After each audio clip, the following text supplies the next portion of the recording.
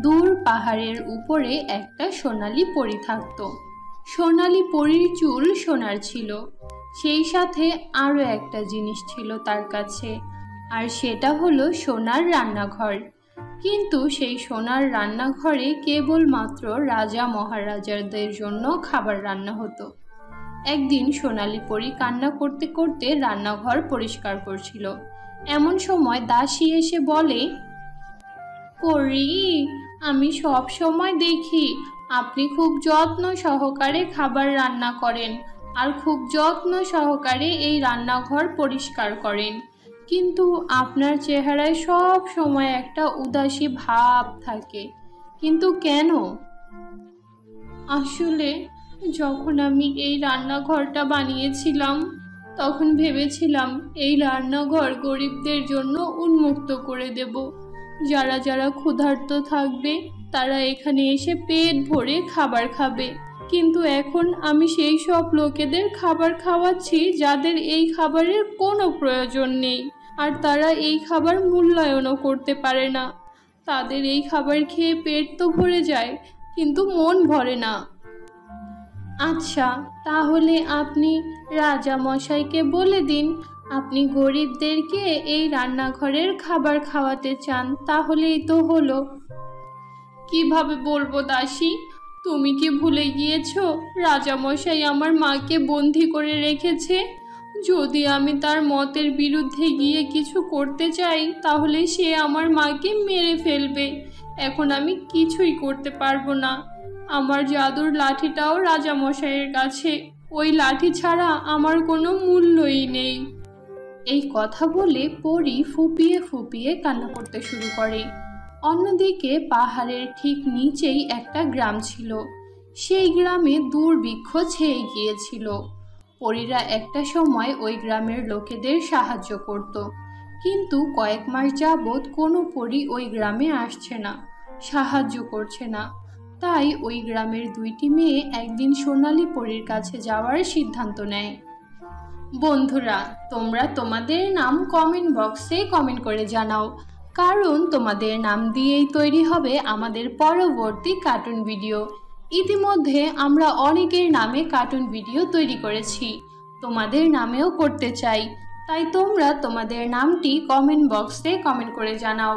আর তোমরা যদি আমাদের চ্যানেলে নতুন হয়ে থাকো তাহলে আমাদের চ্যানেলটি সাবস্ক্রাইব করে পাশে থাকা বেল নোটিফিকেশন অন করে দাও। লিসা আর বৃষ্টি পাহাড় বেয়ে সোনালী পরীর রান্নাঘরে পৌঁছায়। সোনালী পরী, সোনালী পরী, আমি লিসা, আমি আপনার সাথে দেখা করতে এসেছি। আমরা প্রেমপুর থেকে এসেছি। আমি আপনার সাথে একটু দেখা করতে চাই। একবার একটু বাইরে বেরিয়ে আসুন, আপনার সাথে খুব জরুরি দরকার। আমাদের গ্রামের অবস্থা খুব খারাপ। সোনালী পরী, দরজাটা একটু খুলুন। লিসা, সোনালী পরী তো দরজা খুলছে না। আরো জোরে জোরে ডাক, সে হয়তো শুনতে পাচ্ছে না। হালকা করে দরজা খুলে সোনালী পরী বাইরে বেরিয়ে আসে।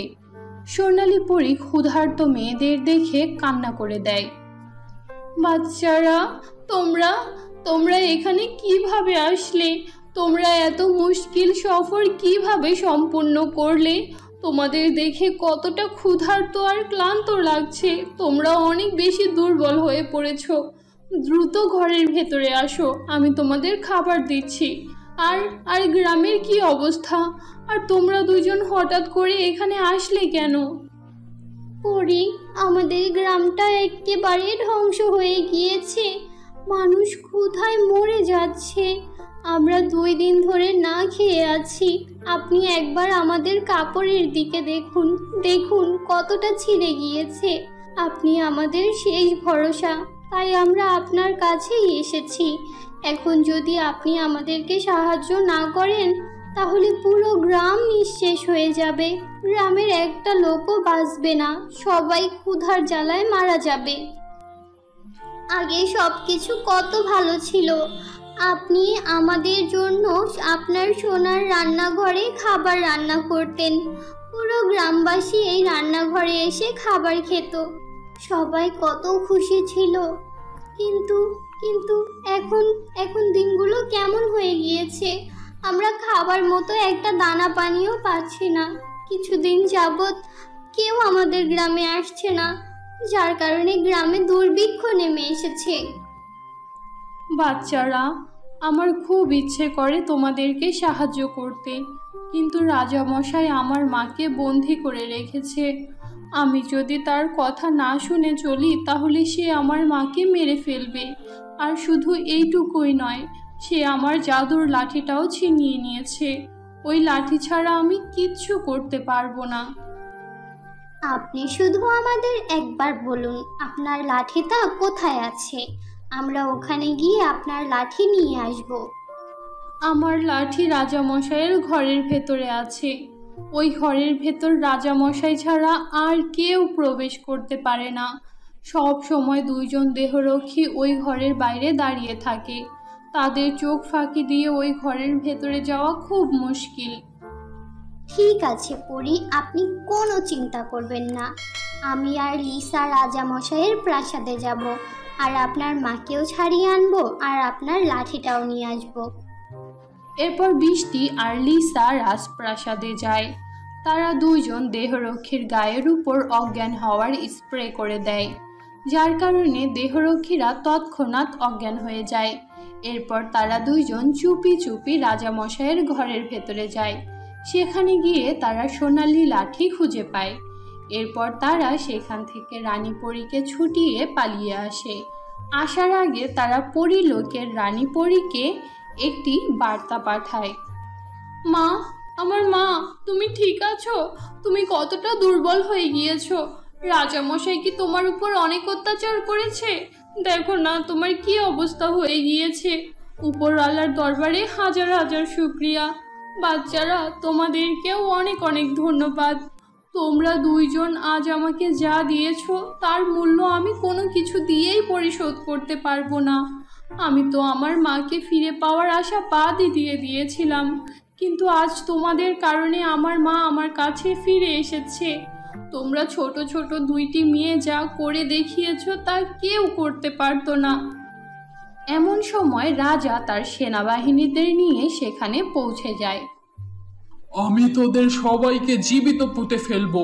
তোরা আমার বিরুদ্ধে গিয়ে অনেক বড় ভুল করে ফেলেছিস। এখন দেখ আমি তোদের সাথে কি করি। আর এই দুই বাচ্চা, ওদেরকে তো আমি জীবিত পুড়িয়ে মারবো। তোরা কেউ আমার হাত থেকে বাঁচতে পারবি না। তোরা আমার রাগ দেখিসনি। এমন সময় সেখানে রানী পরী চলে আসে। তোর মতো অত্যাচারী রাজার জন্য এই রাজ্য না, তোরা তো শখ খাওয়ার যোগ্য। দেখ আমি এখন তোদের কি অবস্থা করি। তুই তো একটা কুলাঙ্গার রাজা, তুই এই রাজ্যের লায়েক না। এই নে বৈদ্যুতিক শখ, এই নে তোরা দুটাও নে।